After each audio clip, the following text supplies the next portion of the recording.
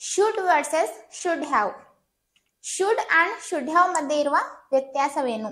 Should ಅನ್ನ ಯಾವಾಗ use ಮಾಡ್ತೀವಿ ಅಂಡ್ ಶುಡ್ ಹ್ಯಾವ್ ಯಾವಾಗ ಯೂಸ್ ಮಾಡ್ತೀವಿ ಅಂತ ಲೆಟ್ಸ್ ಲರ್ನ್. ಶುಡ್ ಅಂದ್ರೆ ಬೇಕು, ಯಾವುದೇ ಒಂದು ಕೆಲಸ ಮಾಡಬೇಕು, ಹೋಗಬೇಕು, ಬರಬೇಕು, ತರಬೇಕು. ಸೊ ಈ ತರ ಅಡ್ವೈಸ್ ಮಾಡೋದಕ್ಕೆ, ಇನ್ನೊಬ್ಬರಿಗೆ ಅಡ್ವೈಸ್ ಮಾಡೋದಕ್ಕೆ ನಾವು ಶುಡ್ ಯೂಸ್ ಮಾಡ್ತೀವಿ. ಅಡ್ವೈಸ್ ಅಂದ್ರೆ ಸಲಹೆ, ಇನ್ನೊಬ್ಬರಿಗೆ ಸಲಹೆ ಮಾಡೋದಕ್ಕೆ ಶುಡ್ ಯೂಸ್ ಮಾಡ್ತೀವಿ. ಅಂಡ್ ಶುಡ್ ಹ್ಯಾವ್ ಅನ್ನ ನಾವು ಯಾವುದೇ ಒಂದು ಕೆಲಸ ಪಾಸ್ಟ್ ನಲ್ಲಿ ಮಾಡಬೇಕಿತ್ತು, ಅವರು ಮಾಡಿರಲ್ಲ ಬಟ್ ಪಾಸ್ಟ್ ನಲ್ಲಿ ಮಾಡಬೇಕಿತ್ತು ಅಂತ ಹೇಳೋದಕ್ಕೆ ಶುಡ್ ಹ್ಯಾವ್ ಅನ್ನ ಯೂಸ್ ಮಾಡ್ತೀವಿ. ಈ ಶುಡ್ ಅಂಡ್ ಶುಡ್ ಹ್ಯಾವ್ ನ ಯೂಸ್ ಮಾಡಿಕೊಂಡು ಸೆಂಟೆನ್ಸ್ ಮಾಡೋದಕ್ಕೆ ಸ್ಟ್ರಕ್ಚರ್ ಇದೆ. ಹೇಗೆ ಅಂದ್ರೆ should plus V1 first form of verb, ಅಂದ್ರೆ ವರ್ಬ್ ನ ಫಸ್ಟ್ ಫಾರ್ಮ್, ಕ್ರಿಯಾಪದದ ಮೊದಲನೇ ರೂಪ. ಸೆಂಟೆನ್ಸ್ ನಲ್ಲಿ ಶುಡ್ ಆದ್ಮೇಲೆ ವರ್ಬ್ ನ ಫಸ್ಟ್ ಫಾರ್ಮ್ ಬರುತ್ತೆ.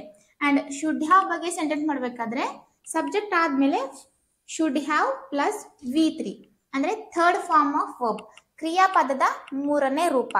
Should have plus V3. Now let's see with the examples. You should learn English ಅಂದ್ರೆ ನೀನು ಇಂಗ್ಲಿಷ್ ಕಲಿಯಬೇಕು.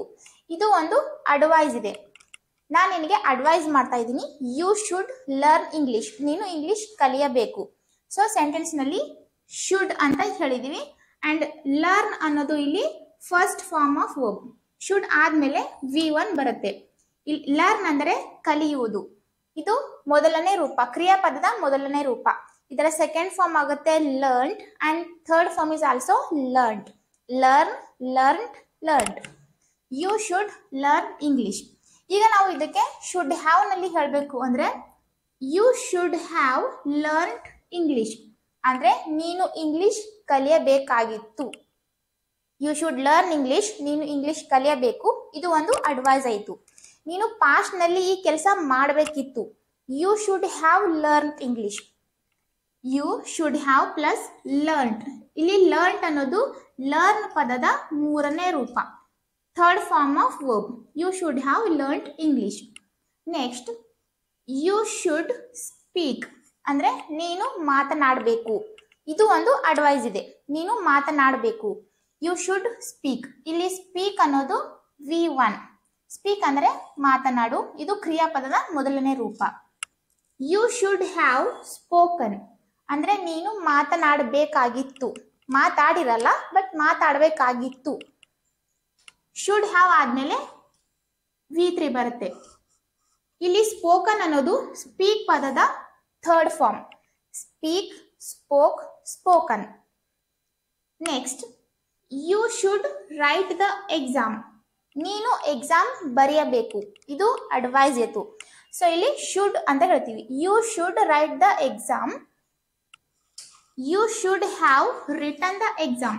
ನೀನು ಎಕ್ಸಾಮ್ ಬರೆಯಬೇಕಾಗಿತ್ತು, ಇದು ಪಾಸ್ಟ್ ನಲ್ಲಿ ಈ ಕೆಲಸ ಆಗಿರಲ್ಲ ಬಟ್ ಮಾಡಬೇಕಿತ್ತು ಅಂತ ಹೇಳೋದಕ್ಕೆ you should have written the exam. ಇಲ್ಲಿ ರೈಟ್ ಅಂದ್ರೆ ಬರೆಯುವುದು, ಇದು ಕ್ರಿಯಾಪದದ ಮೊದಲನೇ ರೂಪ V1. ಇದು ಇಲ್ಲಿ ರಿಟರ್ನ್ ಅನ್ನೋದು ರೈಟ್ ಪದದ ಥರ್ಡ್ ಫಾರ್ಮ್ ಆಗುತ್ತೆ. Write, wrote, written. You should write the exam. ನೀನು ಎಕ್ಸಾಮ್ ಬರೆಯಬೇಕು. You should have written the exam. ನೀನು ಎಕ್ಸಾಮ್ ಬರೆಯಬೇಕಾಗಿತ್ತು. ನೆಕ್ಸ್ಟ್ ಎಕ್ಸಾಂಪಲ್ ಇದೆ you should discuss with her ಅಂದ್ರೆ ನೀನು ಅವಳ ಜೊತೆ ಚರ್ಚೆ ಮಾಡಬೇಕು, ಡಿಸ್ಕಸ್ ಮಾಡಬೇಕು. ಇದು ಒಂದು ಅಡ್ವೈಸ್ ಆಯಿತು.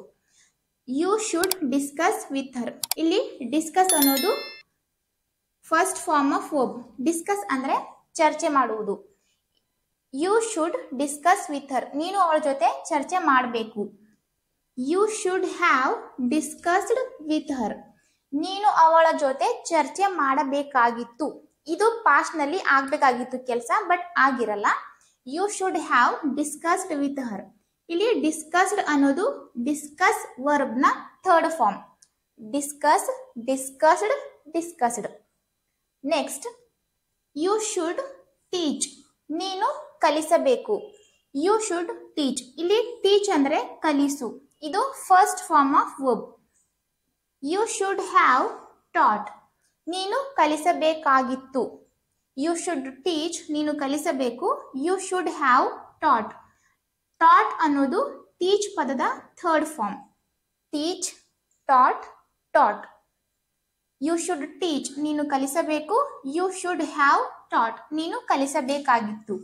Next, you should wear the sari, ಅಂದ್ರೆ ನೀನು ಸಾರಿ ಹಾಕೊಳ್ಬೇಕು ಅಥವಾ ಸಾರಿ ಉಟ್ಕೊಳ್ಬೇಕು. ಇದು ಅಡ್ವೈಸ್ ಆಯ್ತು. You should have worn the sari, ಅಂದ್ರೆ ನೀನು ಸಾರಿ ಹಾಕೊಳ್ಬೇಕಾಗಿತ್ತು. ಪಾಸ್ಟ್ ನಲ್ಲಿ ಹಾಕೊಳ್ಬೇಕಾಗಿತ್ತು ಬಟ್ ಹಾಕೊಂಡಿಲ್ಲ. You should have worn the sari. Wear ಅಂದ್ರೆ ಧರಿಸು ಅಥವಾ ಹಾಕು. ವೋರ್ನ್, ಇಲ್ಲಿ ವೋರ್ನ್ ಅನ್ನೋದು ವೇರ್ ಪದದ third form. Wear, wore, worn ಇವು ವೇರ್ ಪದದ verb forms. You should wear the sari, ನೀನು ಸಾರಿ ಹಾಕೋಬೇಕು. You should have worn the sari, ನೀನು ಸಾರಿ ಹಾಕೊಳ್ಬೇಕಾಗಿತ್ತು. ಸೊ ಇಷ್ಟೇ ಇರೋದು ನೋಡಿ difference between should and should have. Should ಅಂದ್ರೆ ಯಾವುದೇ ಒಂದು ಕೆಲಸ ನಾವು ಹೀಗೆ ಮಾಡಬೇಕು ಅಂತ ಅಡ್ವೈಸ್ ಮಾಡೋದಕ್ಕೆ ಶುಡ್ ಯೂಸ್ ಮಾಡ್ತೀವಿ. ಅಂಡ್ ಶುಡ್ ಜೊತೆ ಯಾವಾಗಲೂ ವರ್ಬ್ ನ ಫಸ್ಟ್ ಫಾರ್ಮ್ ಬರುತ್ತೆ. ನೆಕ್ಸ್ಟ್, ಶುಡ್ ಹ್ಯಾವ್ ಅಂದ್ರೆ ಯಾವುದೇ ಒಂದು ಕೆಲಸ ಪಾಸ್ಟ್ ನಲ್ಲಿ ಹೀಗೆ ಮಾಡಬೇಕಾಗಿತ್ತು, ಮಾಡಿರಲ್ಲ ಬಟ್ ಮಾಡಬೇಕಿತ್ತು ಅಂತ ಹೇಳೋದಕ್ಕೆ ಶುಡ್ ಹ್ಯಾವ್ ಯೂಸ್ ಮಾಡ್ತೀವಿ. ಶುಡ್ ಹ್ಯಾವ್ ಜೊತೆ ಯಾವಾಗಲೂ ವರ್ಬ್ ನ ಥರ್ಡ್ ಫಾರ್ಮ್ ಬರುತ್ತೆ, ಅಂದ್ರೆ ಕ್ರಿಯಾಪದದ ಮೂರನೇ ರೂಪ. ಈಗ ನಿಮ್ಗೋಸ್ಕರ ಎರಡು ಸೆಂಟೆನ್ಸ್ ಇವೆ. ನೀನು ಮನೆಯಲ್ಲಿ ಇರಬೇಕು ಅಂಡ್ ನೀನು ಮನೆಯಲ್ಲಿ ಇರಬೇಕಾಗಿತ್ತು. ಇವುಗಳಿಗೆ ಇಂಗ್ಲಿಷ್ ನಲ್ಲಿ ಹೇಗೆ ಹೇಳ್ತೀರಾ ಅಂತ ನೀವು ನನಗೆ ಕಾಮೆಂಟ್ ಮಾಡಿ ಖಂಡಿತ ಹೇಳಿ. ಈ ವಿಡಿಯೋ ನಿಮಗೆ ಯೂಸ್ಫುಲ್ ಅನ್ಸಿದ್ರೆ ಲೈಕ್ ಮಾಡಿ, ನಿಮ್ಮ ಫ್ರೆಂಡ್ಸ್ ಜೊತೆ ಶೇರ್ ಮಾಡಿ. ಅಂಡ್ ಹೊಸೊಬ್ರು ಯಾರಾದ್ರೂ ನನ್ನ ವಿಡಿಯೋ ನೋಡ್ತಿದ್ರೆ ಈ ಕೂಡಲೇ ಚಾನಲ್ಗೆ ಸಬ್ಸ್ಕ್ರೈಬ್ ಮಾಡ್ಕೊಳ್ಳಿ. ಪಕ್ಕದಲ್ಲಿರುವ ಬೆಲ್ ಐಕಾನ್ ಕ್ಲಿಕ್ ಮಾಡಿ ಆಲ್ ಆಪ್ಷನ್ ನ ಸೆಲೆಕ್ಟ್ ಮಾಡ್ಕೊಂಡು ನೋಟಿಫೈಡ್ ಆಗಿರಿ. ಅಪ್ಕಮಿಂಗ್ ವಿಡಿಯೋಸ್ ನೋಟಿಫಿಕೇಶನ್ ನಿಮಗೆ ಟೈಮ್ ಟು ಟೈಮ್ ಸಿಗುತ್ತೆ. ಮಿಸ್ ಮಾಡದೆ ಎಲ್ಲಾ ವಿಡಿಯೋಸ್ನು ನೋಡ್ಬೋದು. Thanks for watching. Keep learning, keep practicing.